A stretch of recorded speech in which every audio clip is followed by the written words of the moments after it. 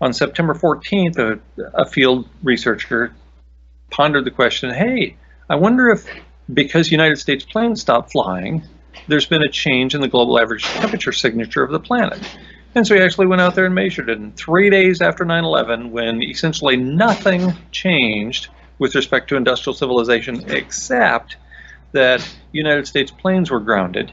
Bear in mind, we were still burning coal. Bear in mind that flights were going and coming elsewhere around the world.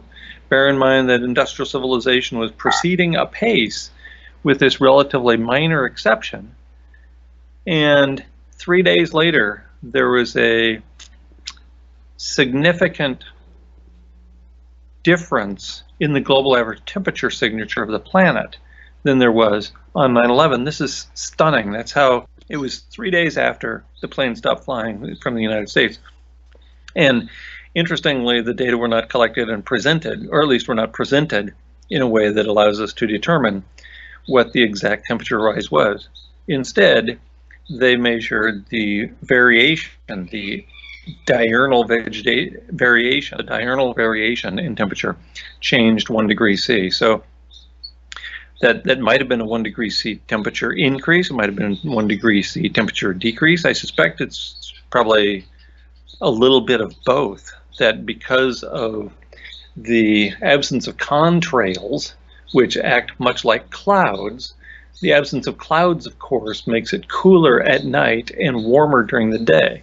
So I suspect that's what happened, but we'll never know because the data were not presented in a manner that allows us to tell that. The central key point here, though, is that there was a significant alteration, a significant change. And quickly, that's the other thing.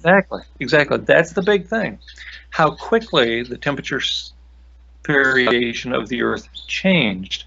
Not whether it went up or down, although I suspect it did both, and we'll never really know, but that it changed so very rapidly in response to a relatively minor change in industrial civilization. So imagine when the whole house of cards comes down, which it would in response to a 50 gigaton burst of methane, or even one much smaller than that, because that would take us beyond the point at which we are able to grow grain at scale on the planet.